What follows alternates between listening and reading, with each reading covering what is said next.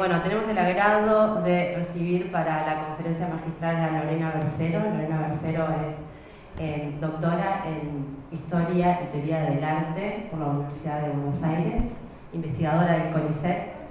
Ha escrito múltiples libros sobre teatro, sobre activismo, un libro de referencia como fue Teatro Militante, Radicalización Política y Artística, que, digamos, inspiró a mucha gente a estudiar los vínculos entre teatro y política en el Río de la Plata. Y tenemos el agrado de escucharla en una conferencia que se titula Memorias Federales, Performance Feministas y Ciudades Performativas para las Formas Democráticas por Venir. Lorena, toda tuya la palabra. Te dejo el micrófono por ahí. Che, esto acá, mira, si yo le doy close, se cierra PowerPoint. Bueno, tenemos unos problemas técnicos que no terminan de resolverse, pero estamos encaminados, ¿viste? Bueno, yo arranco y vamos viendo si funciona. Bueno, gracias Gustavo por la invitación, Flor, al resto de las personas que han hecho posible el coloquio, que lo siguen haciendo posible hasta mañana, a los chicos que nos asisten, porque si así tenemos problemas, imagínense sin que nos asistieran. Así que bueno, nada, gracias. Es para mí un honor compartir este espacio. Bueno,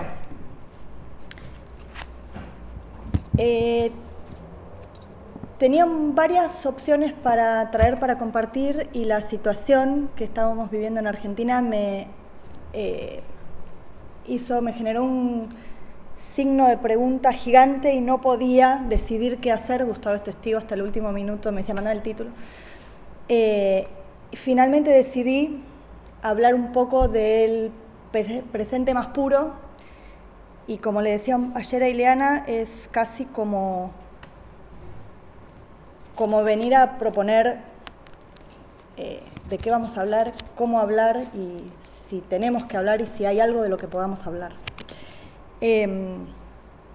Bueno, me atrevería a decir que la situación que estamos viviendo en Argentina en estos días no tiene equivalente en los últimos 40, 70 o 100 años. Ahí hay distintos hitos en la historia. En el año en que se conmemoran 40 años de democracia, como saben, ganó las elecciones por amplio margen de votos un partido de ultraderecha. El voto fue transversal en términos geográficos, etarios y de clase.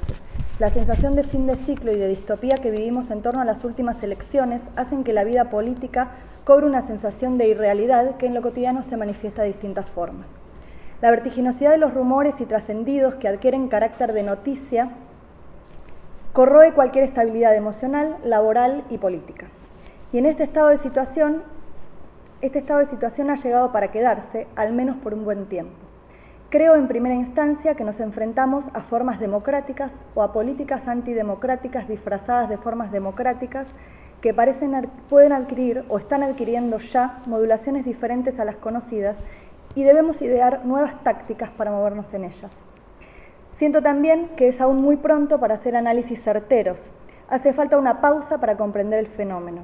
Las elaboraciones intelectuales o creativas resultan tanteos que no están consiguiendo asir cabalmente en una temporalidad inmediata, en tiempo real, el curso de los acontecimientos que se suceden de manera acelerada. Tal es así que intelectuales como Abel Gilbert o María Esperanza Casullo han manifestado que suspenden sus notas de opinión política y cultural hasta nuevo aviso. Casullo lo expresa de este modo en su último newsletter para la revista Cenital. Cito: «Siento que no comprendo acabadamente los cambios estructurales que tuvo la sociedad argentina en los últimos 8 años, que varias de mis certezas sobre el consenso democrático logrado en 4 décadas están erradas y que no tengo las herramientas necesarias para mapear cómo vendrán las cosas en el futuro inmediato. No se trata de escribir para llenar el espacio, sino de decir cosas que tengan sentido. No estoy segura de poder hacerlo, por lo menos por ahora. Tal vez venga un momento de hablar menos y de escuchar más, de intentar no explicar sino comprender. Pero aquí estamos. Tampoco hay tiempo que perder. En cuanto nos descuidamos, peligran formas institucionales que sirven de reaseguro para la continuidad de una democracia algo equitativa. Por ejemplo, se anunció que se van a declarar anulado un decreto que declaraba que las telecomunicaciones son un servicio público, por ejemplo. Entonces uno se descuida y pasan estas cosas. De esta manera, hoy quisiera compartir con ustedes algunas experiencias, algunas ideas, algunos tanteos que tienen la intención de observar nuestro teatro, observarnos en él y dejar marcado como pequeños post-its ciertos elementos, pensamientos, afectos que pueden servir de ancla para imaginar escenas que tengan la capacidad de incidir en el incierto tiempo por venir. El teatro al que me voy a referir, si bien es el teatro del presente, no está hablando de esta precisa coyuntura que comenzó el 19 de noviembre con la elección de Javier Milei como presidente de la Nación, sino que nos habla de un tiempo político, social y simbólico expandido. Es por eso que uno de sus valores hoy, frente a esta radicalización política, se asienta en que es posible pensarlo como un archivo del presente, de las artes escénicas, capaz de disparar interrogantes, señalar problemáticas irresueltas de la construcción política y ciudadana y funcionar como brújula que nos ayude a recalcular la orientación e imaginar rumbos posibles. En este sentido, las experiencias escénicas y performáticas que recupero para esta presentación tienen en común la potencia de brindar elementos que pueden colaborar en construir formas democráticas en la escena, desde la escena, pero también a través de sus modos de producción. Se trata de experiencias que performan las ciudades en las que activan, por lo que generan comunidad y afianzan lazos ciudadanos, que construyen memorias en zonas alejadas de la gran metrópoli y por lo tanto refuerzan la soberanía, o que, parafraseando a Sara Ahmed, proponen vivir una vida feminista, por lo que se ofrecen como alternativas estéticas, políticas y afectivas. Se trata de experiencias que van exactamente a contrapelo de la ideología que llevó a un sujeto como Javier Milei a la presidencia, y es por ello que, si bien ya antes de ese 19 de noviembre en el que se lo eligió como presidente, denunciaban mecanismos de funcionamiento que destruyen la vida, hoy resuenan mucho más disruptivas, porque evidentemente develan un estado de cosas que subyacía, que estaba más naturalizado de lo que creímos y que está más arraigado de lo que deseamos. En este marco, una pregunta que podemos hacernos es ¿qué puede hacer el teatro en situaciones límite de la vida política y ciudadana? Y por ende, una pregunta que se desprende es ¿qué es lo que efectivamente hace?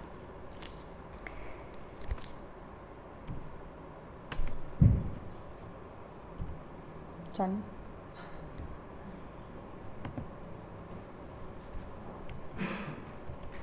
Bueno.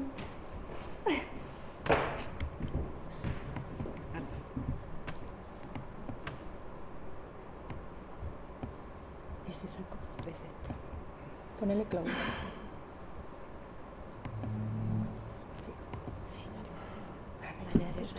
Bueno, el ejercicio del poder que Foucault ya a mediados de los 70 definió como biopoder opera fuertemente a través de mecanismos destructores de la vida que a través de la biopolítica, es decir, a través de tecnologías de intervención que aparentan cuidar y proteger de la vida, en realidad la oprimen y la escinden. Las condiciones de opresión actual de este sistema colonial capitalista globalitario, como lo define Sueli Rolnik, que se venían señalando desde hace tiempo y que quedaron expuestas en la pandemia, se refuerzan con la alternada llegada al poder de las ultraderechas en nuestros países a través de la voluntad popular. Este sistema colonial capitalista globalitario extrema la tensión propia del mecanismo de lo político y cierto tipo de prácticas artísticas apelan a la construcción de memorias de las vidas y de los derechos violentados. Las construcciones de memorias teatrales de la historia reciente argentina mayormente se han centrado en experiencias desarrolladas en la ciudad de Buenos Aires, que a su vez reconstruyen historias porteñas. Es por eso que se hace imperioso federalizar las memorias, es decir, hacer lugar a aquellas historias y a aquellas prácticas escénicas. Ahí estamos, genial, la anterior. Cambié de cosa. de cosa. Perfecto, gracias. Muchas gracias. Vamos a ver qué se puede ver. Pero sí, se ve. Y lo que no se los cuento. Entonces decía que se hace imperioso federalizar las memorias, hacer lugar a aquellas historias y aquellas prácticas escénicas realizadas en otros lugares del país o que construyen historias ancladas en otros territorios. En ese sentido, me interesa compartir con ustedes algunas experiencias del norte y del sur de la Argentina. Creo firmemente que es nuestro deber comprometernos con reforzar las democracias. En ese sentido, visibilizar experiencias de ciudades alejadas del centro de la producción y consumo cultural puede ser una actitud que como investigadoras e investigadores podemos proponernos llevar adelante. Me referiré a unas obras, Sugar White de 2019 del colectivo Jujeño, Compañía de Otto, al norte de Argentina. Es una obra que expone la historia local en relación con historias personales, diluyendo también los límites entre historia y memoria, ficción, trabajo documental. La video performance de Federico Aguilar para Relato Situado, Memoria del Aislamiento es de 2020, de la compañía Funciones Patrióticas. Entronca las últimas catástrofes, la de la dictadura cívico-militar y de la pandemia, y diversos territorios, tematizando específicamente el caso jujeño. Me interesa hacer referencia también a algunas piezas que tuve la ocasión de ver hace menos de un mes en el segundo Festival de lo Urgente, Teatro, Política y Democracia en la ciudad de Viedma, provincia de Río Negro. En este caso voy a hacer solo unas menciones porque se nos van a hacer las 10 de la noche. Es el cable. Bueno. Me cambió un poquito el color, pero... Está bien, gracias. Ahí vamos. Esto era simplemente para señalar que se separan 3.200 kilómetros a algunas de las obras que voy a mencionar. Bueno, la compañía de Otto reside, trabajan y viven en la ciudad de San Salvador de Jujuy. Se formó la compañía en 2012. Esta es la tercera obra del colectivo. Se creó a partir de un texto dramático que después se fue actualizando con el trabajo de los actores y actrices. La propuesta combina material simbólico, documental con testimonios y elementos ficcionales, dando forma a una pieza performática que narra la historia del pueblo subyugado por el ingenio azucarero. La historia se construye de manera fragmentaria y episódica, gracias, y pone especial énfasis en las denuncias y luchas en respuesta a los abusos de la empresa en connivencia con el poder político. La obra se define en el programa de mano como documental ficcional. Este oxímoron sitúa al espectador ya en un espacio híbrido antes de entrar a la sala. Como también se explica en el programa, se trata de una obra polifónica en la que la historia es construida a partir de diversas voces y puntos de vista. Se recuperan especialmente 2 episodios que la sociedad jujeña en particular y la Argentina en general han silenciado a lo largo de todos estos años: la historia del familiar y la noche del apagón. ¿Los conocen? ¿O cuento qué es? El familiar es un mito originado en el siglo XIX en el noroeste argentino, según el cual un espíritu demoníaco, una especie de animal con características humanas, un perro, un jabalí, un lobo, tal vez, le da al patrón ganancias a cambio de la vida de los peones. A lo largo del siglo pasado, muchas veces los dueños de los ingenios azucareros se aprovechaban de este rumor para presionar a los pobladores. Durante la última dictadura funcionó como modo de atemorizar a la población frente a las desapariciones y, de hecho, se presume que fue la empresa la que incentivó la actualidad del mito, la empresa de Ingenio Ledesma. Y la noche del apagón es un acontecimiento que aún es silenciado por gran parte de la población local debido al poder hegemónico y político de la empresa y permaneció desconocido para buena parte de la sociedad argentina. Que el pueblo y los pueblos anideños viven del ingenio, viven de los ingenios y especialmente de fábricas de papel y un montón de otras industrias asociadas. Entre el 20 y el 27 de julio de 1976, dictadura, se cortó el suministro de energía en la ciudad de Ledesma. Militares y policías y empleados de la empresa allanaron y saquearon las casas de la población en varias ciudades, llevándose prisioneras a más de 400 personas. Los traslados se realizaron en vehículos de la empresa y las personas permanecieron en galpones del ingenio azucarero. Más de 30 de ellas aún permanecen desaparecidas. Y la obra denuncia estos hechos que, como se expresa en un audiovisual que hizo también la compañía de Otto y se titula Sugar, nuestra manera de llamarte azúcar, dice: quizá no exista otro acontecimiento tal que refleje la complejidad y la simbiosis entre el poder político y la complicidad genocida de los militares. La obra visibiliza de esta manera el pasado reciente local, pero se entronca con acciones que narran la explotación que continúa ocurriendo en el presente. Esto se realiza a través de la yuxtaposición de temporalidades. De esta manera, si bien fue la obra realizada hace unos pocos años, expone la continuidad de los delitos de lesa humanidad y denuncia la explotación en una línea de tiempo que todo indica que seguirá profundizándose, por lo que lamentablemente pienso seguirá ganando actualidad.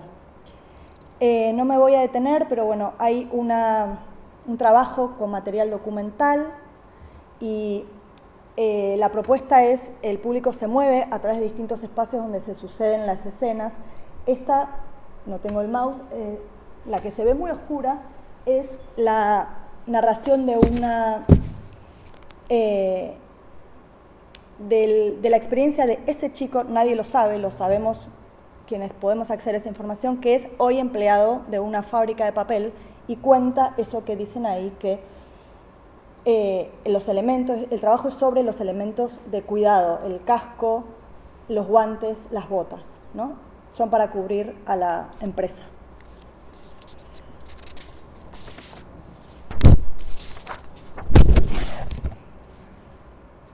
La obra conjuga el humor con lo siniestro y lo dramático, combinando tensión y distensión como modo de contar una historia inenarrable, una historia que además nadie quisiera escuchar. Estas historias locales pudieron ser narradas recién a más de 40 años de los hechos. Las ciudades pequeñas, en las que los vecinos se reconocen, en las que las familias se conocen desde generaciones anteriores, la construcción de memorias es muy compleja. Los tabúes, los rumores, lo no dicho, tejen historias que se han contado en secreto durante años. Las sucesivas narrativas del militante como víctima y del militante como héroe, de la traición, del estigma que recae sobre el sobreviviente, la a veces cercana relación con destacamentos o con otras formas de representación militar local, son algunos de los elementos, también por ejemplo la dependencia económica de estos monopolios, son algunos de los elementos que han postergado la construcción de memorias en las ciudades del mal llamado interior. Nos acecha el temor de que una vez que este trabajo de construcción de memorias está encaminado en muchos pueblos y ciudades medianas, sea silenciado, obstruyéndose el proceso de elaboración del duelo, el reconocimiento a las víctimas del terrorismo de Estado y la transmisión generacional.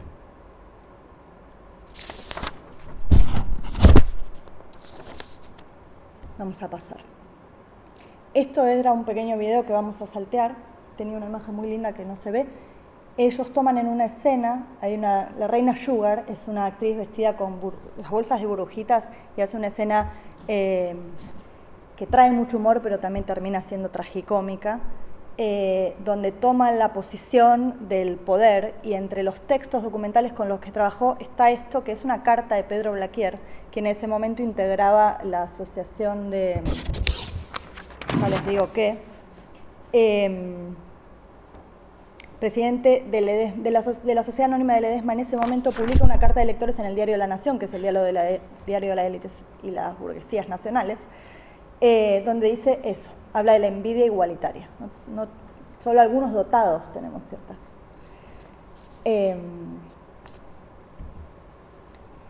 Como les contaba, entre el 2 y el 5 de noviembre participé del segundo Festival de lo Urgente en la ciudad de Viedma, capital de la provincia de Río Negro, en la Patagonia, a 1000 kilómetros de Buenos Aires.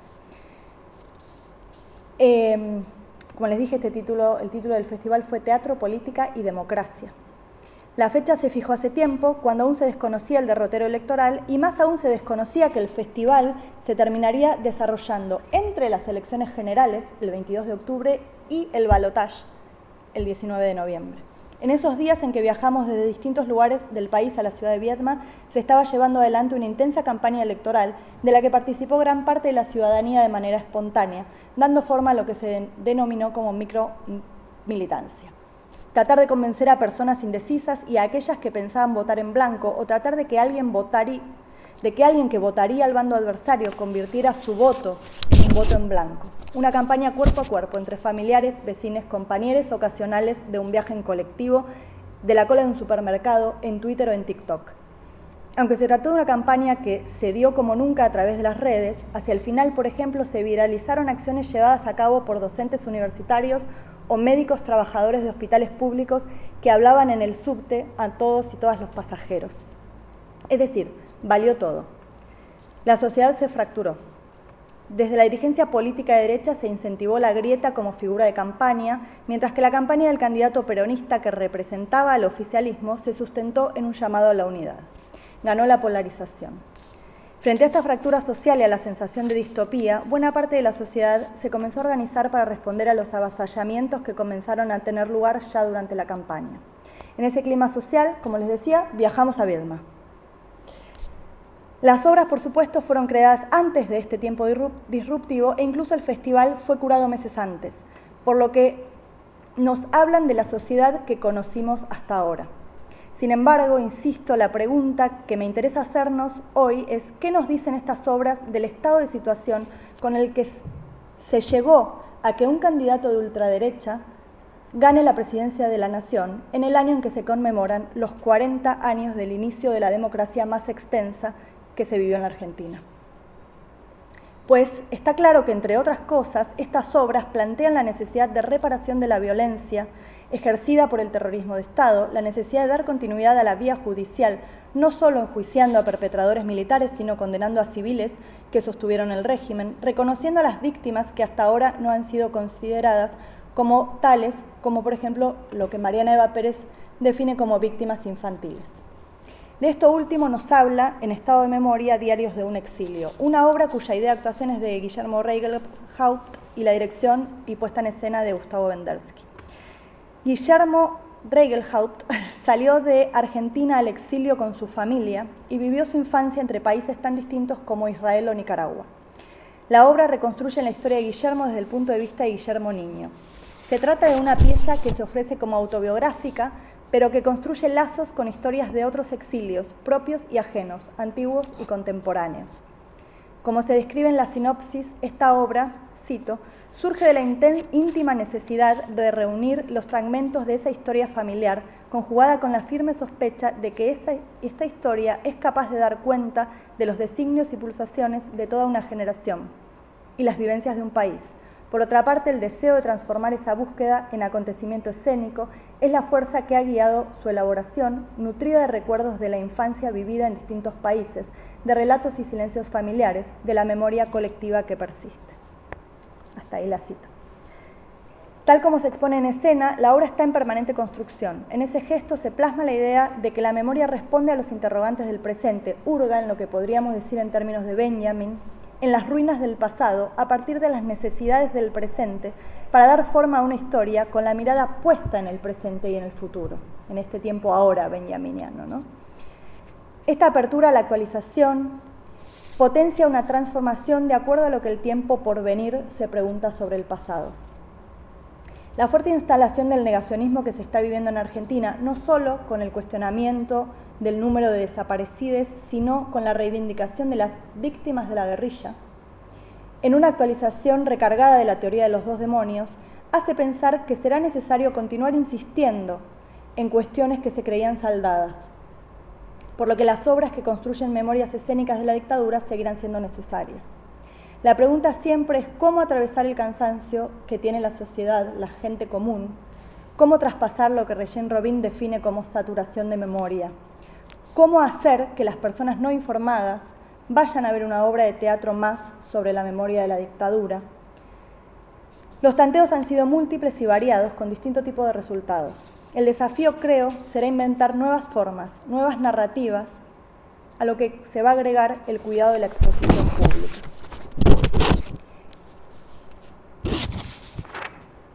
La última catástrofe,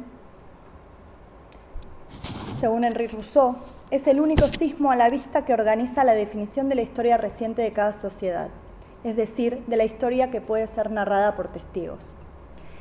La historia del tiempo presente es la historia de un pasado que no ha acabado, que aún sigue ahí. En este punto vuelve a cobrar significación el discutido concepto de posdictadura. Son esos años catastróficos el lugar de gestación del trauma que se sigue elaborando a través de distintos tipos de mecanismos que se extienden desde los procesos judiciales hasta las prácticas culturales. Los últimos regímenes dictatoriales latinoamericanos poseen rasgos a partir de los cuales es posible pensarlos como la última catástrofe. Las marcas del terror en el cuerpo social, tanto como las formas de resistencia, constituyen huellas hasta ahora imborrables que se evidencian en acciones cotidianas, que van desde las formas de ocupación del espacio público hasta los modos de relación con la autoridad. Hoy por hoy, sin embargo, es posible afirmar que la dictadura no ha sido la última catástrofe, sino que la última catástrofe a escala global ha sido la pandemia por COVID-19. La pandemia, como se ha dicho, fue resultado de las condiciones de vida a las que estamos sometidos por el biopoder. La pandemia expuso la potencia que portan los actos en favor de la continuidad y de la profundización de las desigualdades sistémicas, más que aquellos actos que se orientan hacia la igualdad de derechos y de condiciones.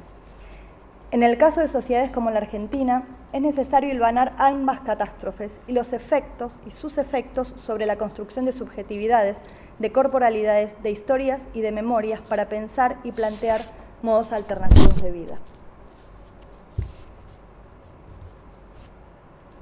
Si bien yo creo que no se ha profundizado en términos generales en las reflexiones sobre la pandemia, algunas piezas han comenzado a hacerlo. Esta, por ejemplo, es un caso, es una video performance de Federico Aguilar para un proyecto que se llamó Memoria del Aislamiento de la Compañía de Funciones Patrióticas.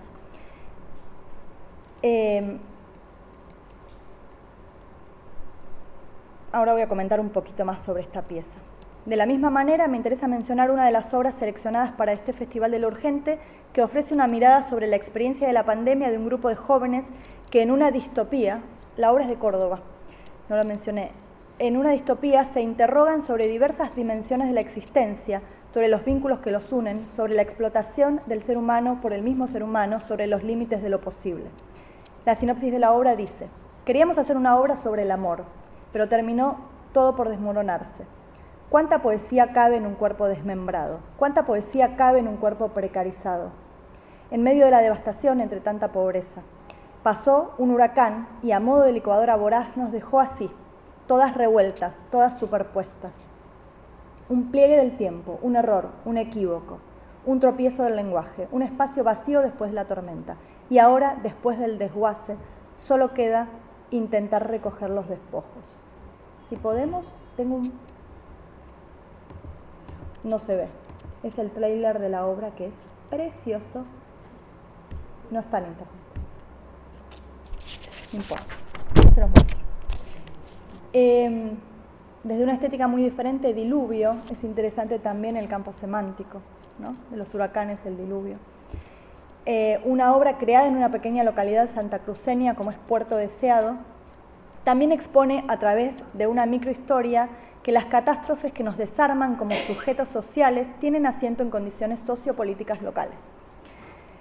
Una historia pequeña en una pequeña ciudad en la que todos emigraron por el cierre del ferrocarril y solo queda el jefe de policía y un joven cabo abandonado por su madre, que lo dejó en manos de este hombre que sospecha que es su padre. Una historia de amor frustrada, una sociedad frustrada, un joven abandonado, un pueblo abandonado. La obra fue pensada para realizarse en un descampado y en un lugar de tales características es que se montó en el festival.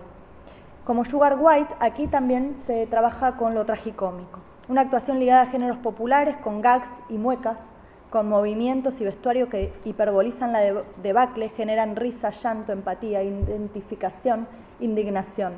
Todo esto, sumado a una estructura en espiral que con escenas recurrentes va sumando información, consigue que el auditorio conozca un poco más de cerca las realidades alejadas de los centros de poder en Argentina. Y tal como los delitos de lesa humanidad, la situación de abandono de estas ciudades y pueblos no prescribe. Y creo que lamentablemente en este contexto seguirá profundizándose. Bueno, pasó lo mismo con este video. Me gustaba dejarlo corriendo mientras les contaba. Este video sí está online. Si ponen Memoria del Aislamiento, esta es la edición 6 o 7, es la última del mes de octubre, porque Memoria, yo no lo conté para ahorrar tiempo, pero hicieron una memoria del aislamiento por vez. Consistía en que cada integrante de la compañía invitaba a un artista o a una persona a hacer en un video de entre 3 y 5 minutos su memoria del aislamiento. Entonces cada video por mes se fue estrenando y en cada mes una persona de la compañía estrenaba su propia memoria del aislamiento. Esta, con la que yo les quería, las que le quería mostrar una de las experiencias, es la última que compila las memorias del aislamiento de todas las personas que integran la compañía.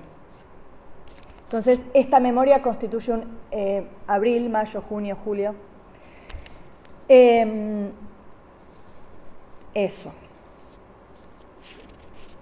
Bueno, en un artículo anterior, que gracias a Laura Fobio está publicado en la revista Heterotopías, en Córdoba, abordo pormenorizadamente la última edición de esta propuesta, esta que les contaba, y allí observo que la experiencia de lo cotidiano y el regreso a lo natural en la ciudad constituyen elementos a partir de los cuales es posible atravesar todas las acciones incluidas en estas memorias audiovisuales. Creo que este punto es también una llamada de atención para mantenerse alertas frente a un nuevo gobierno que niega el cambio climático y con él, por supuesto, la destrucción del medio ambiente, el agotamiento de los recursos naturales y la crisis socioeconómico-ambiental. Por supuesto, niega también la justicia socioambiental. Por lo contrario, promueve la privatización de las costas y recursos naturales y estimula la explotación de estos últimos por parte de capitales privados, tanto como el extraccionismo. El trabajo de Federico Aguilar llega con la primavera de 2021, es del mes de septiembre estrictamente, y recupera la tematización de las infancias en pandemia, una problemática sobre la que se debatió largamente en distintos ámbitos. En la misma línea que en Estado de Memoria, esta performance audiovisual reivindica el punto de vista infantil y problematiza la posición que fue asignada a las y los niños en Buenos Aires durante la pandemia, quienes vieron suprimida la posibilidad de continuidad de sus rutinas en momentos claves del desarrollo afectivo e intelectual. La mirada adultocéntrica ordenó la construcción del confinamiento de manera que las niñas y los niños fueron los últimos en salir del encierro junto con la tercera edad. En Buenos Aires tuvimos un año de aislamiento completo de marzo a diciembre sin escuela y al año siguiente medio año donde se iba 2 veces por semana. Esto se problematiza a través del tópico de la resistencia y se concreta en la metáfora de la yagua. Ese es el título de la videoperformance. Un juego en el que los perros tienen que arrinconar al jaguareté, que es el jaguar o el jaguar, para poder ganar, y el jaguareté tiene que resistir y no dejarse arrinconar. Sobre eso van los primeros minutos de la performance. Las infancias, o al menos sus hijos, reflexiona Aguilar, no pudieron resistir y no dejarse encerrar por el adulto perro, pero en lugar de eso desplegaron infinitas tretas para seguir jugando. Los niños y las niñas inventaron juegos, descubrieron mundos, encontraron amigues a través de los medios que tuvieron a disposición, explicaron al mundo adulto que su capacidad de resiliencia es infinita. Bueno, la imagen siguiente a esta que les comento es una animación que consiste en la formación de palabras con azúcar. Acá había una imagen, se me problematiza el asunto, no sé si la recuerdan, venía en el video, pero también estaba un segundo más atrás. Wow. Está en internet. Igual, no importa, solo con avanzar las cosas. Bueno, nos quedamos acá. La imagen, no sé si la recuerdan, pasó muy rápido, un fondo rojo, la palabra Ledesma escrita en azúcar. Era una animación que consiste en la formación de palabras con azúcar sobre un fondo rojo. La pieza enlaza así el juego del perro y el jaguar con la metáfora del familiar, asociando esta situación con el poder de la última dictadura y sus continuidades en postdictadura. La producción del ingenio no paró durante la pandemia. Se decidió que se trataba de una actividad esencial, aunque la vida de los trabajadores no fuera considerada en la misma medida. Aquel animal que se llevaba a los peones y empleados de la fábrica tomó ahora la forma de virus. Justo en ese momento yo, en 2021, vi la obra Sugar y me contó el chico que trabaja en esa pieza cómo, en 2022 los conocí yo, cómo habían sido las condiciones de trabajo en el ingenio durante la pandemia. Entre las palabras que se escriben en la video performance se encuentra Ledesma. Cuando hay silencio, dice el texto en off, es porque no hay paz. Frente a tantos años de silencio, la pieza recupera la palabra, no solo dicha, sino también escrita, y finaliza con un llamado a resistir, aprendiendo de los niños y de las niñas, a, cito, morder fuerte como un jaguareté, por donde guíe la rabia.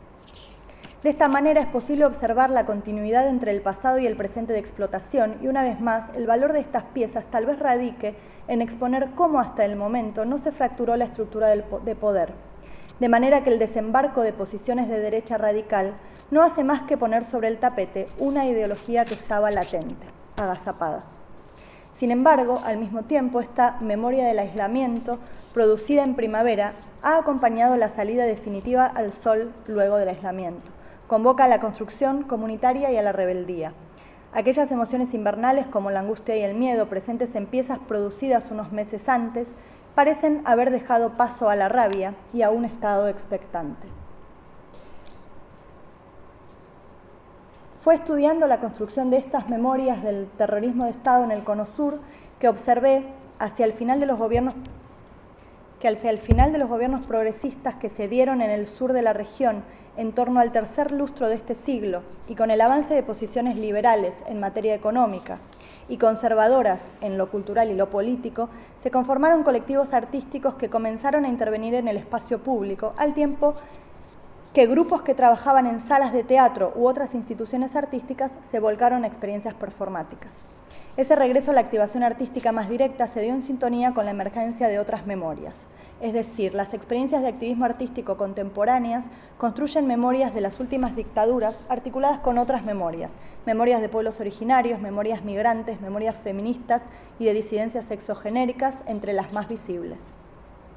Como parte de ese mismo contexto se da el último estallido feminista, que ocupa un lugar central en las luchas por la transformación política y micropolítica, y desde su seno han activado cantidad de colectivos artísticos que operan transversalmente entretejiendo ideologías político-partidarias, tradiciones estéticas e identidades locales, nacionales y regionales. Como ocurre en toda coyuntura con la aparición de estos nuevos actores sociales y de nuevas subjetividades en espacios tradicionalmente excluyentes, se generan tensiones y disputas. Estas subjetividades pueden ser consideradas como nuevas, entre comillas, en tanto se construyen como agentes que empujan por conseguir un lugar diferenciado al que venían ocupando. En el caso de los feminismos y diversidades sexogenéricas, se trata de subjetividades que demandan nuevos derechos y exigen accesos equitativos en distintos aspectos de la vida y que tienen que ver con cuestiones de clase, de edad, de raza o de género conectadas.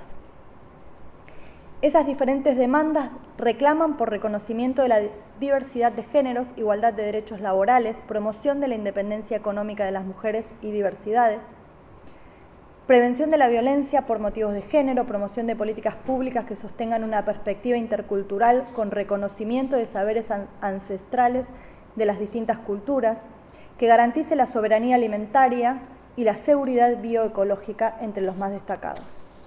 Entre las estrategias desplegadas para expresar las demandas, ganar visibilidad en la arena de lo político y conquistar nuevos derechos o hacer que se cumplan los derechos ya obtenidos, se encuentran las intervenciones artísticas.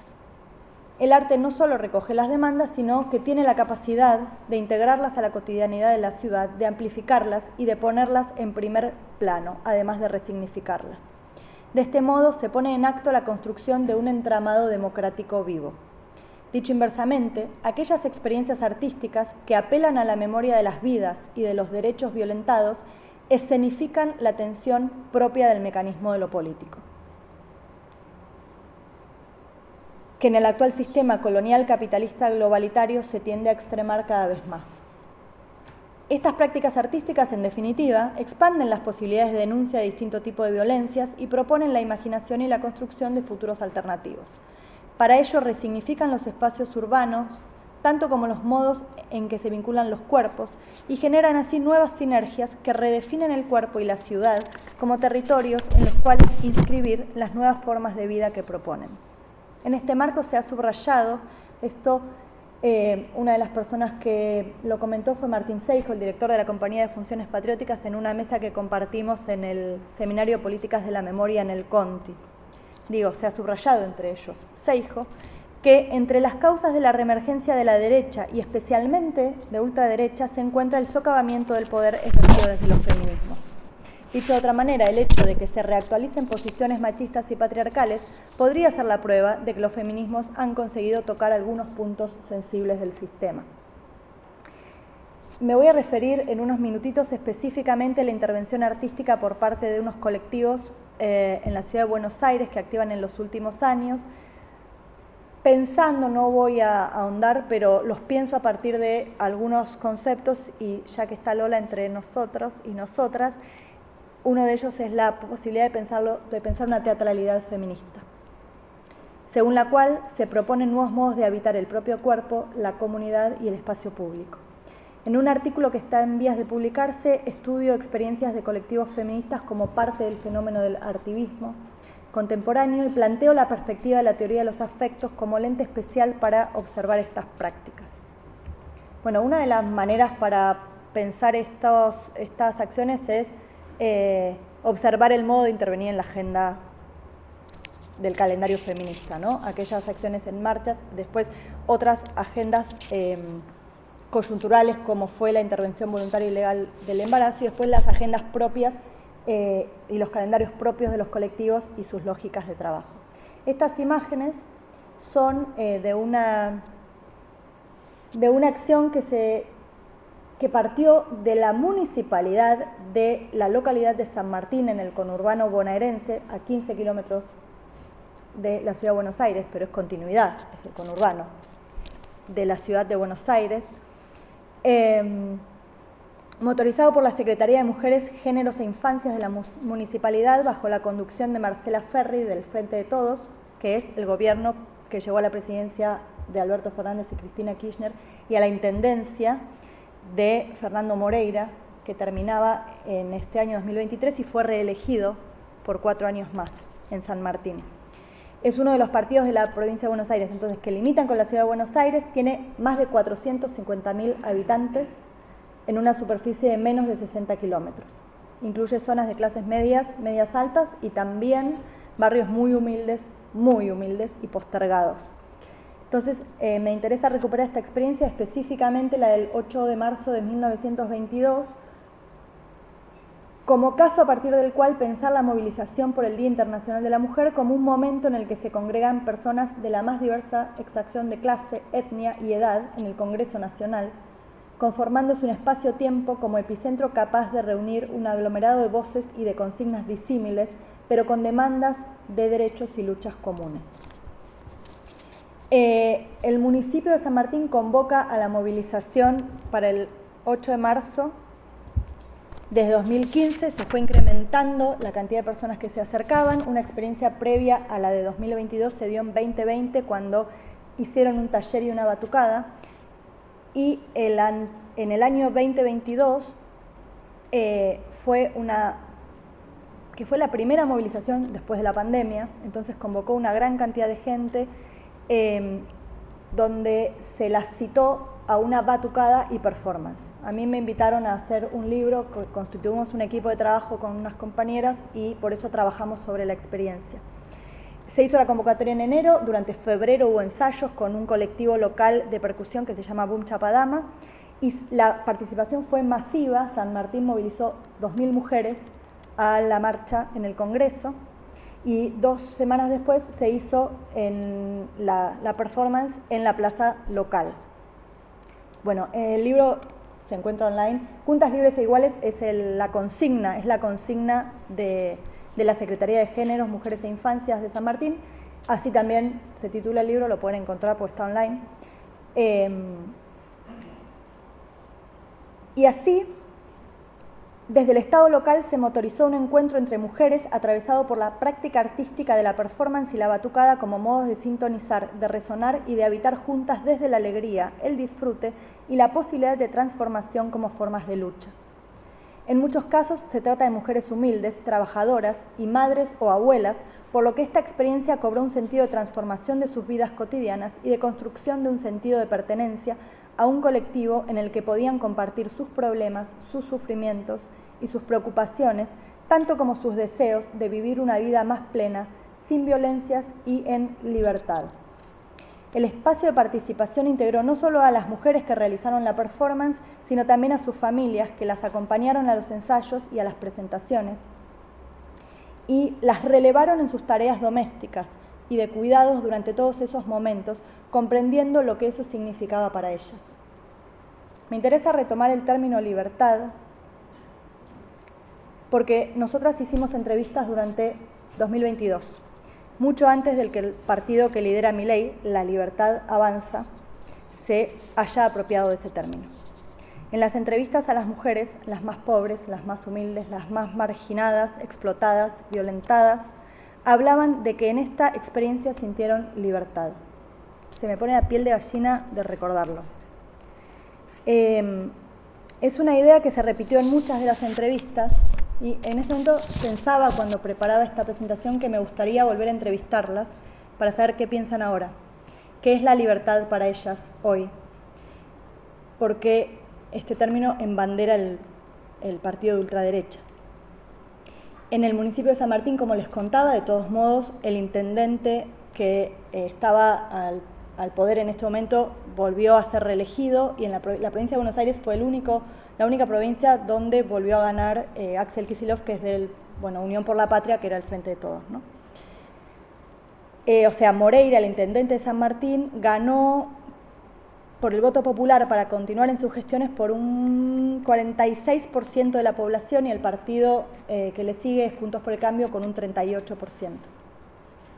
Me pregunto si alguna de estas mujeres que entrevistamos habrán votado por La Libertad Avanza. También me gustaría saber, si todas ellas, no importa que hayan votado, si encuentran diferencias entre el concepto que vivieron de libertad en esta experiencia o que contaban en ese momento y la que proclama el partido de ultraderecha. Yo vengo aprendiendo últimamente que se aprende más en esas entrevistas que lo que una les lleva. Bueno, las actividades después del 8 de marzo continuaron a través de encuentros, talleres a lo largo de todo el año, generando espacios de participación. Entonces ese 8 de marzo empezó antes del 8 de marzo y terminó mucho después. De esta manera, desde las políticas públicas locales se enfatizó el trabajo de construcción de espacios para las mujeres y se persiguieron los objetivos de acortar brechas de desigualdad y de promover el acceso a derechos, potenciando los vínculos entre la municipalidad y las organizaciones sociales gestadas en distintos barrios del municipio, quiero decir. Como primera evidencia, es posible afirmar que la experiencia da cuenta de una propuesta que supo oír las necesidades de las personas que habitan el territorio, supo convocarlas, acercarlas y movilizarlas. Al mismo tiempo, aparece como interrogante el problema de la movilización por parte del Estado, de una movilización feminista y artística. Esta experiencia nos permite abrir preguntas respecto del rol de la política en la movilización social, de su función como coaguladora de las demandas y de los mecanismos de gestión estatal de la participación, que en este caso en particular parece haber dado resultado positivo, por cuanto las personas, según manifestaron las entrevistas, se sintieron convocadas, se sintieron escuchadas e integradas. Lo que no sabemos es cuál va a ser la continuidad, ¿no?, de todo esto. Bueno, y como última experiencia que me gustaba compartir, las mariposas AUG, Acción Urbana de Género. Este colectivo se gestó en 2014, se considera una colectiva artista. Su acción propia es la ronda contra la trata, que acompañan a familiares de personas desaparecidas o víctimas de la explotación sexual. Esta acción la sostienen todos los tercer viernes de cada mes, desde 2015 a las 17 horas en la Pirámide de Mayo, que se encuentra emplazada en el centro de la Plaza de Mayo. Y la acción consiste en caminar en círculo alrededor de la pirámide. Las performances, como ven en la imagen, visten de rojo y portan en su pecho la imagen de una persona que se encuentra desaparecida por ser víctima de prostitución. Circulan a paso lento alrededor de la pirámide. Y esa circulación de los cuerpos es acompañada en cada ocasión por alguna acción sonora, poética o performática diferente. Durante algunos años compartieron la acción con la organización civil Madres Víctimas de Trata. En este caso se distinguía a las personas de la asociación porque repartían folletería entre los transeúntes y las transeúntes en la Plaza de Mayo, les daban información y tenían una alcancía. La asociación tenía una alcancía. Entonces, sin dudas, es evidente que esta ronda replica y resignifica aquella otra de las Madres de Plaza de Mayo que realizan cada jueves a las 15:30 desde 1977, como forma de visibilización de los y las hijas desaparecidas durante la última dictadura. Las integrantes de Mariposas cuentan siempre que antes de realizar la ronda en la pirámide consultaron a las dos líneas que existen de la Organización de Madres de Plaza de Mayo si podían hacer la ronda y en un gesto que para mí es de profunda apertura política, ética y humana, las madres dijeron: la plaza es de todos.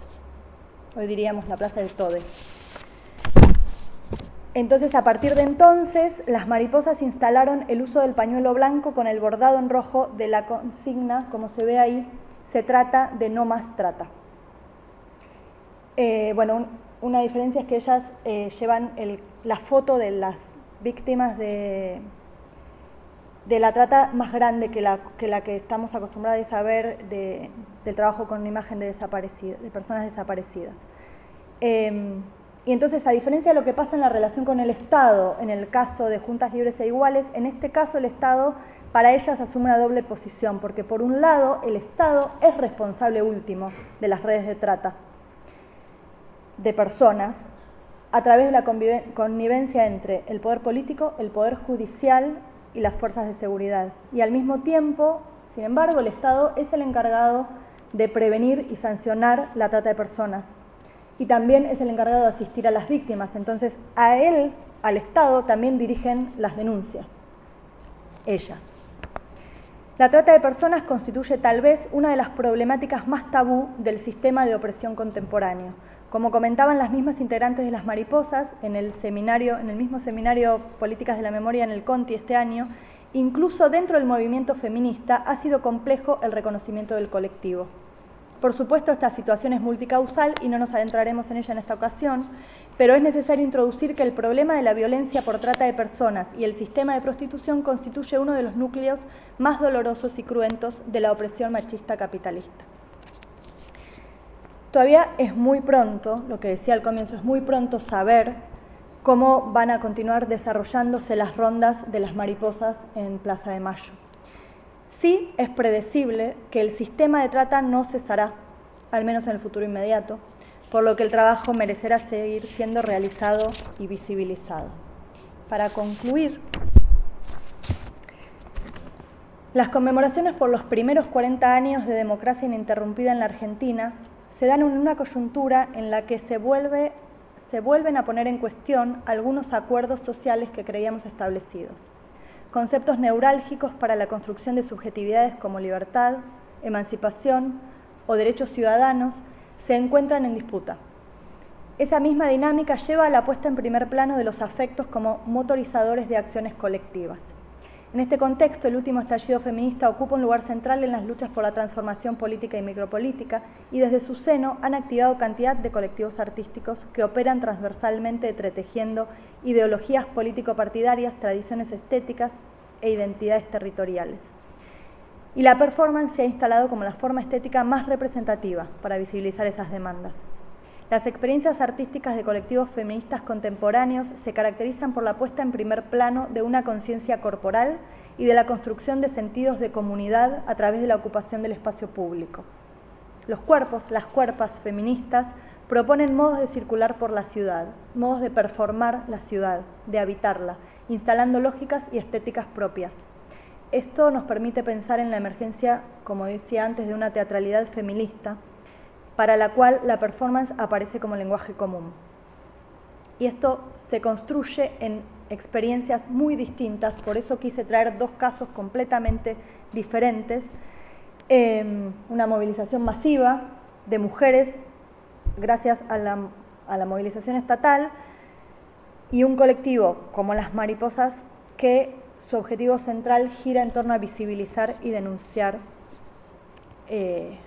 una cuestión profunda como la trata.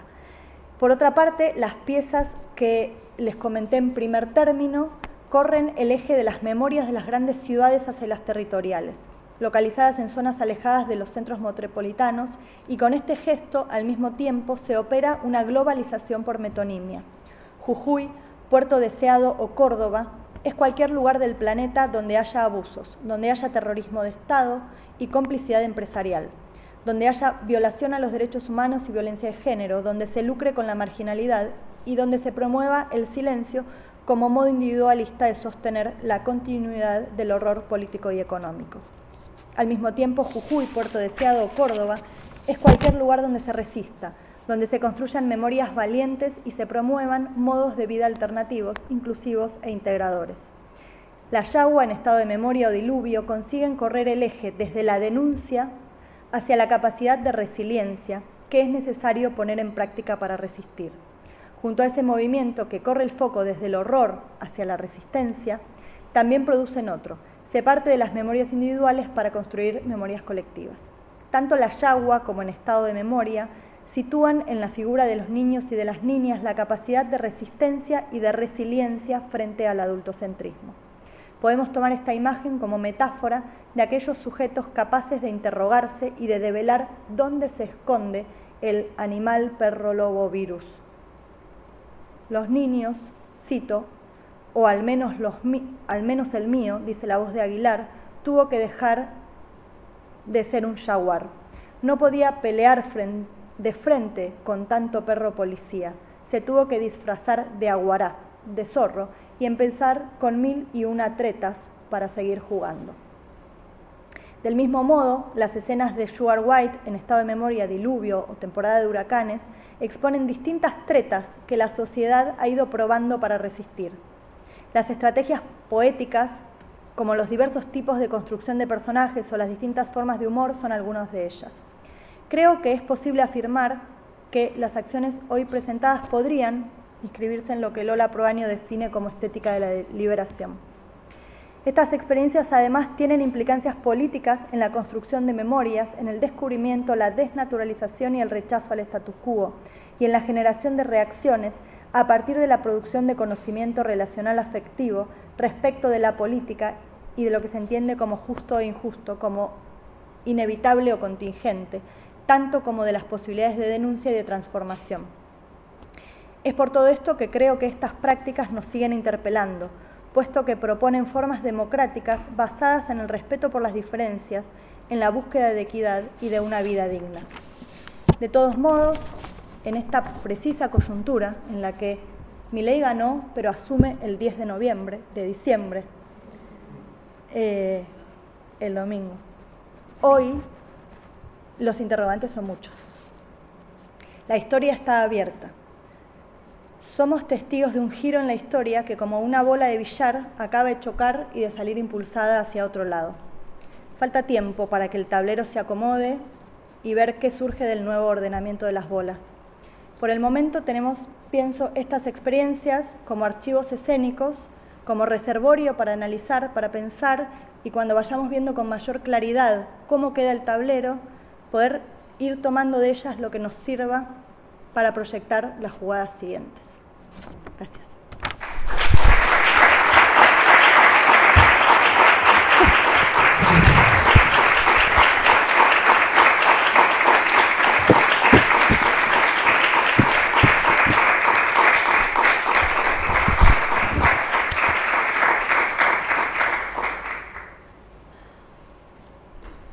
Bueno, gracias. Creo que tenemos un par de minutos.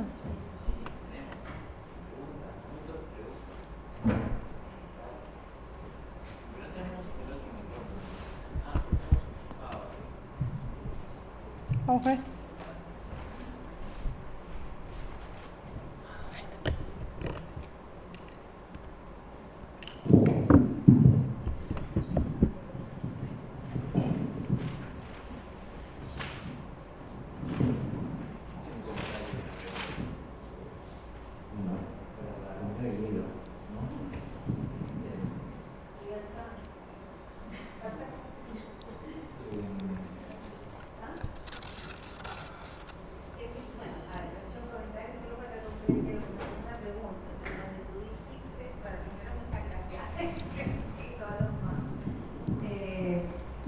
Me pareció interesante cuando hablaste del tema de la libertad y la pregunta que te hacía, porque en el fondo, cuando tú planteas, ¿cierto? No sé quién lo dijo, que tú dices,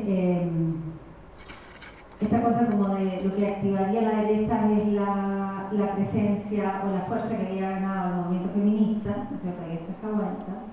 Y entonces, dentro del testimonio de las mujeres está la noción de libertad que después la toma Milei, ¿no es cierto? Y tú te preguntas por la respuesta de ella, pero a mí lo que me parece interesante es que en el fondo el discurso político se reapropia de ese sentido de libertad, pero justamente cercenar esa libertad. Entonces, me parece que esa es una vía interesante que puede agarrar en esa, Sí.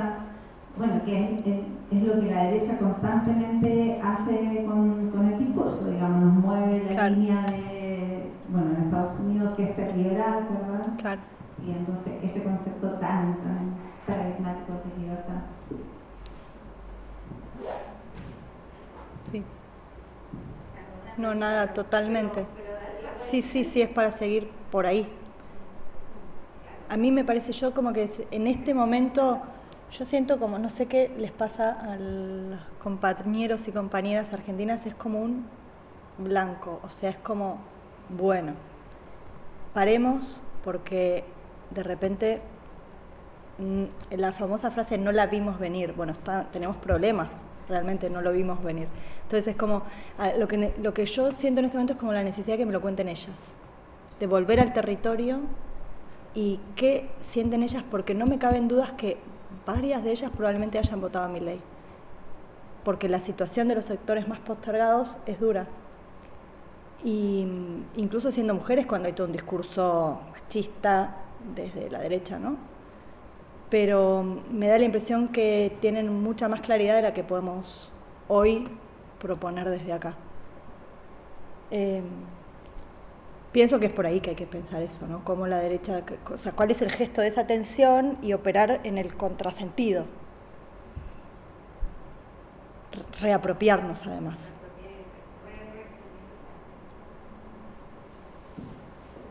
A pesar de que vos planteás esta especie de quedarse mudo, ¿no? Porque, ¿no?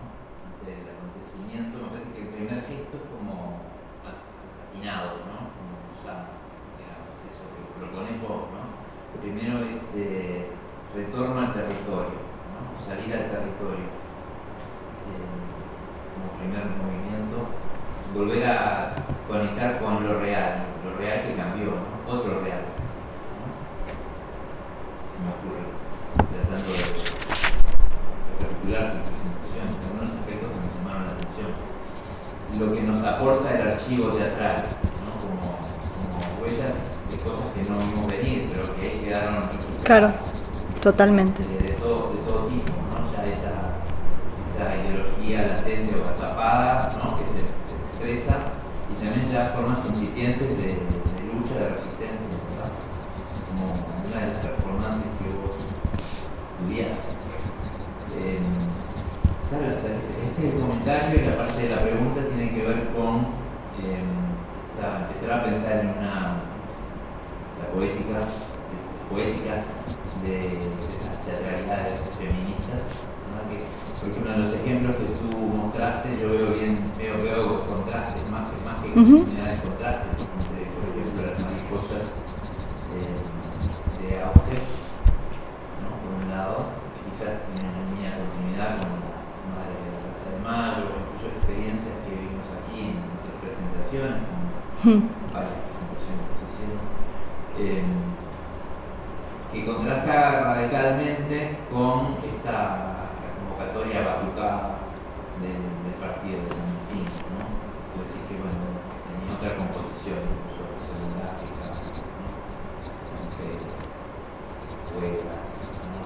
Incluso acompañadas, me interesó eso, acompañadas, relevadas en sus tareas domésticas. Bueno, que yo conecto con lo que sucede, por ejemplo, con las comparsas.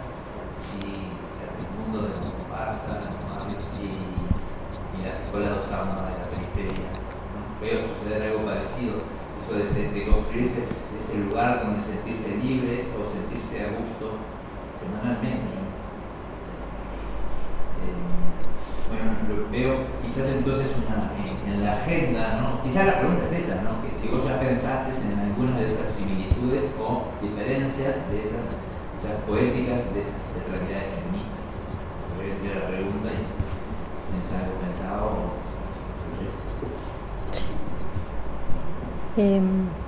Vamos conversando así una por una. En ese libro sobre Juntas Libres e Iguales tenemos como un capitulito, es un libro que quisimos que fuera un libro objeto, no es tanto, pero sí tiene muchas imágenes, y está construido a partir de fragmentos de los testimonios. De todas las entrevistas sacamos 7 temas, 7 capítulos. El último es libertad. Y uno tiene que ver con lo estético, que lo tomamos a partir de las entrevistas. Es como una primera aproximación que yo hago y lo hago, me interesa mucho el modo de trabajo porque fue colectivo.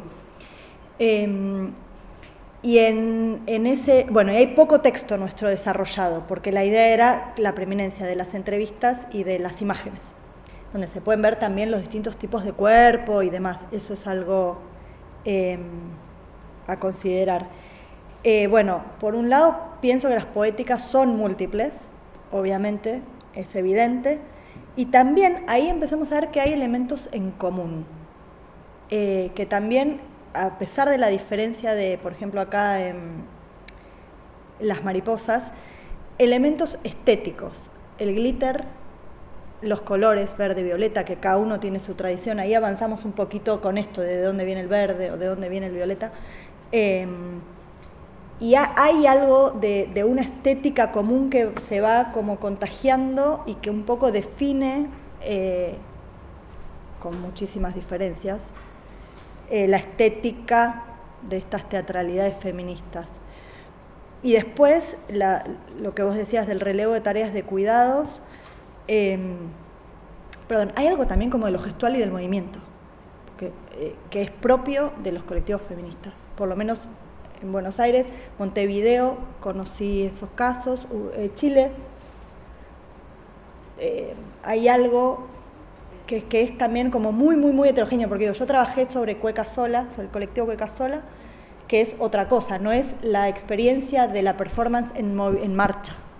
Entonces, hay algo de la estética común a los colectivos que accionan y que activan en medio de marchas, del 23 de junio, del 8 de marzo, del 25 de noviembre, del 3 de junio, 25 de noviembre.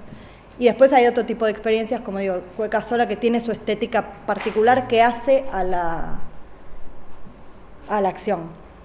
Y después, por otra parte, respecto del relevo de cuidados y eso, que me parece que por ahí lo pondría como en un... que tiene que ver con las formas sociales, pongámosle, o con la producción, que ahí sí atraviesan otros factores, ¿no? Porque nosotras nos vamos de casa y, bueno, alguien le va a dar de comer a los chicos, no será la primera vez, yo estoy acá y estamos acá, o las infancias vendrán. Y en el caso de estos sectores más humildes, realmente era un gesto de subversión, irse a la hora, comentaba alguien acá en otra mesa, a la hora de la cena, del preparado de la cena. Entonces ahí el distinto tipo de producción, de modo de producción, atraviesa otros factores, ¿no? Es pluralísimo y como que hay que ir cartografiando todo esto. Bueno, gracias.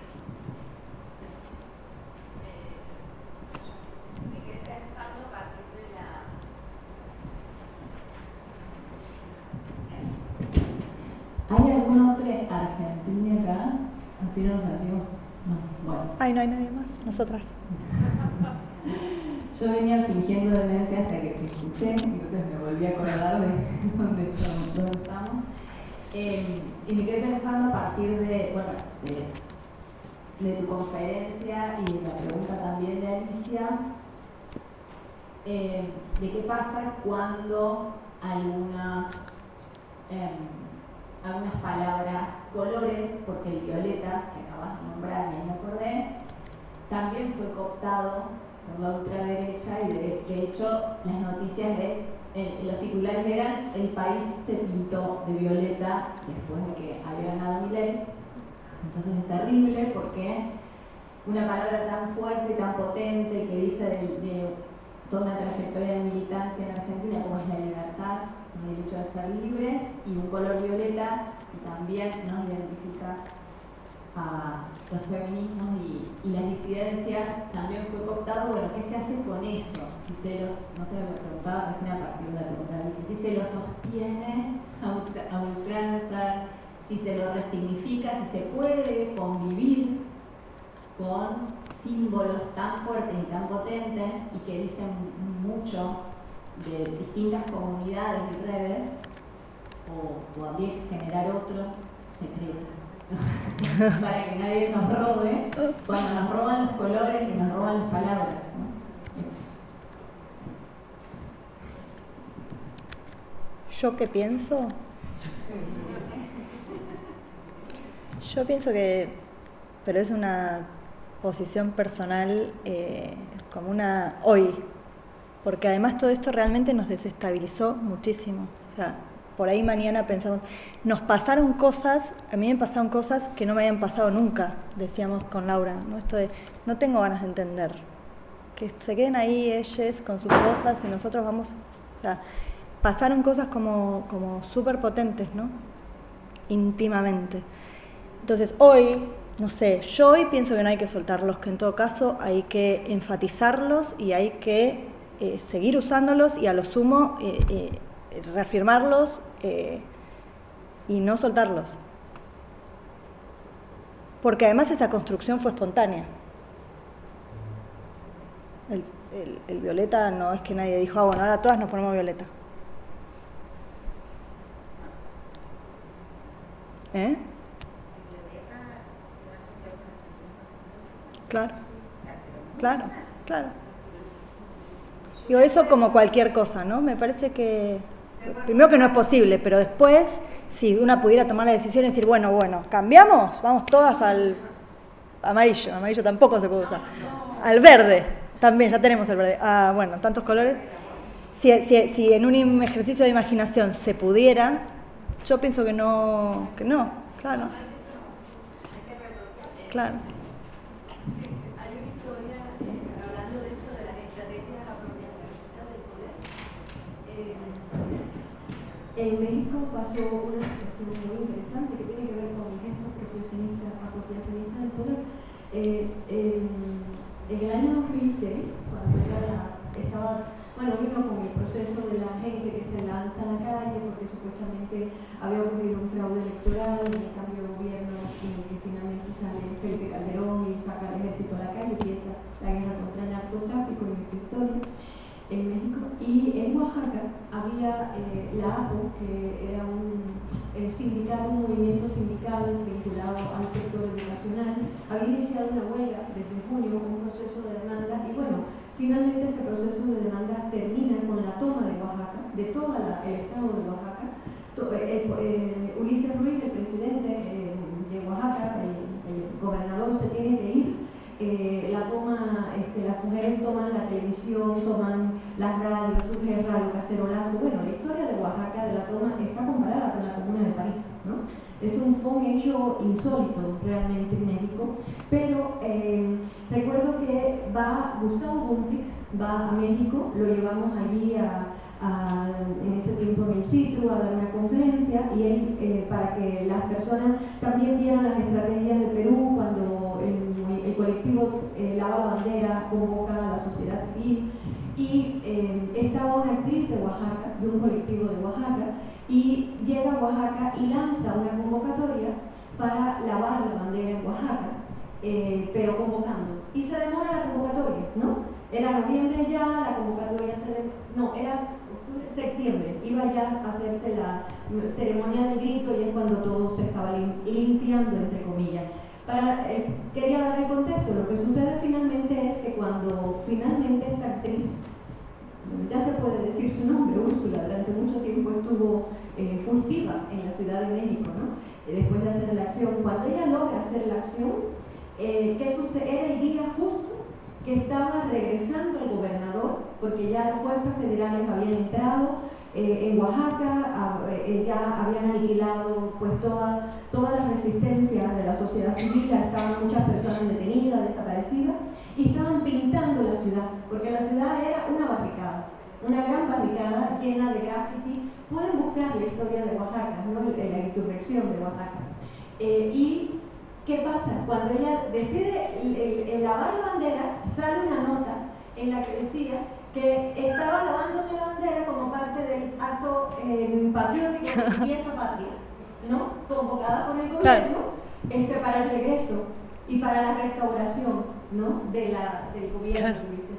Fue terrible, fue algo terrible porque además esta chica no logró la convocatoria, no logró que nadie la acompañara, hizo algo, lavó la bandera de manera inédita, como no se hizo ni en Perú ni en Argentina con el colectivo Arte Arte, ¿no?, que no lavaron, sino que ensangrentaron la bandera. Lo que hizo Úrsula fue enmascararse para protegerse, porque cuando ella hace la acción estaba rodeado de los federales y ella se enmascara de angelito, surce la bandera, la lava, pero la acción es solitaria. Cuando este gesto, tanto en Perú como en Argentina, fue un gesto colectivo, ¿no?, y de resistencia durante días.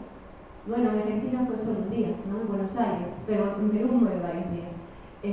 Nada, ahí está, ¿no? Ahí está. Fue terrible para ella. Claro. Cómo se apropiaron de su acción. ¿A quién lo pasa?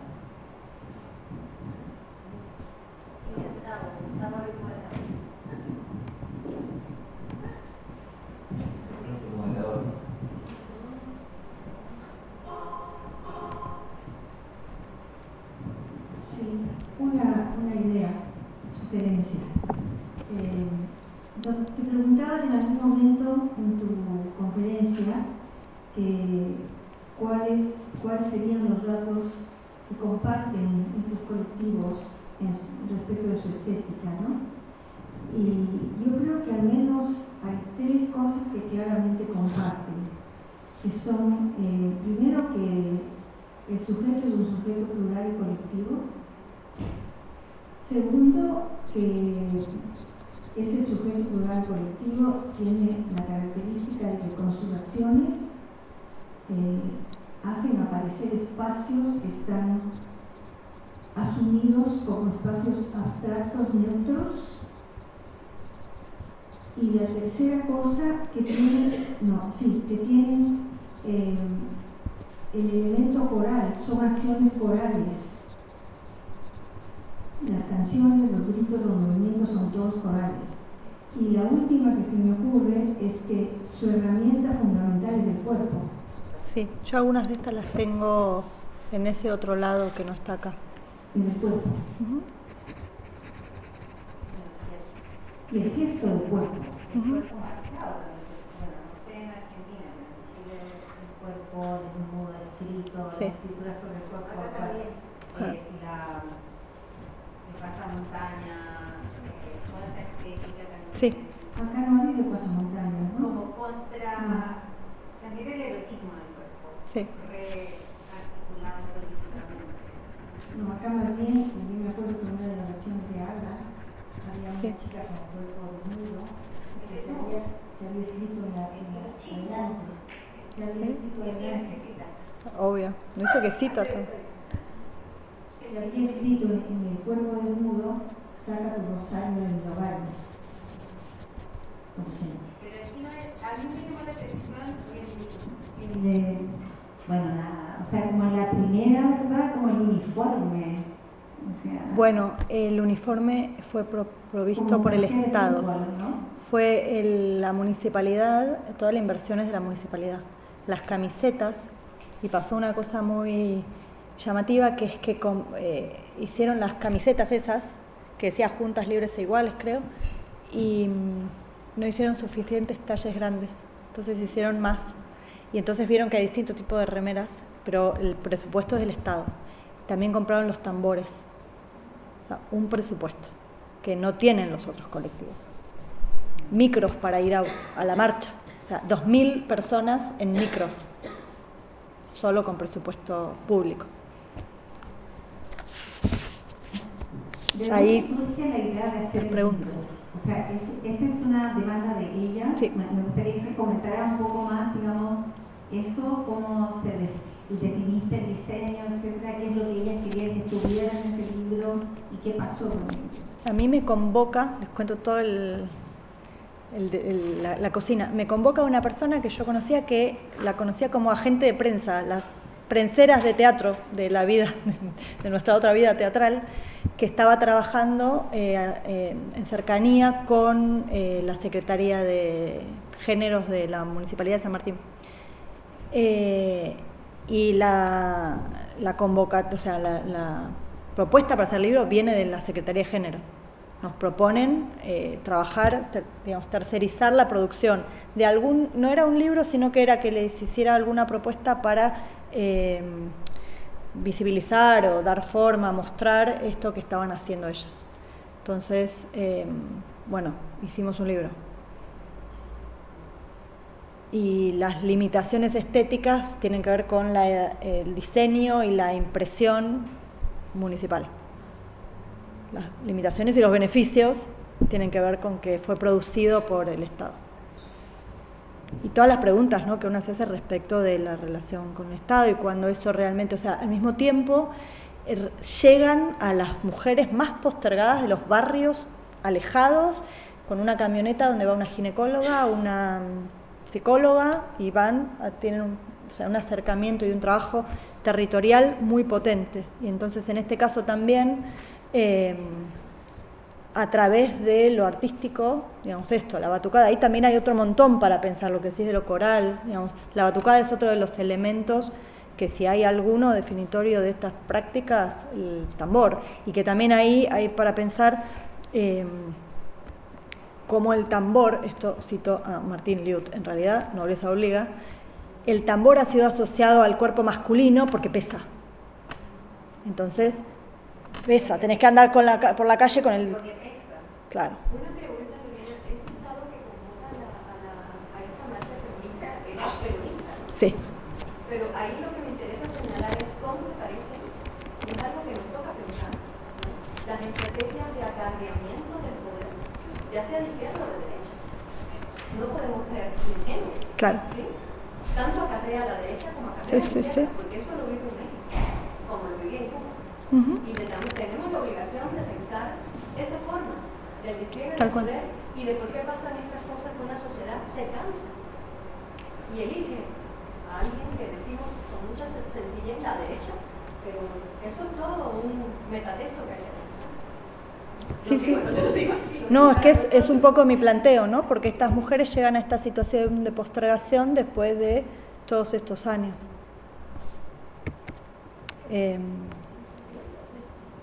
Bueno, tengo acá, si quieren, este es el video que no está online, se los comparto. Si quieren, es el tráiler de la obra de Las Cordobesas. Me interesaba porque es una estética nada que ver. Ay, le hice lío. Bueno, hice lío porque...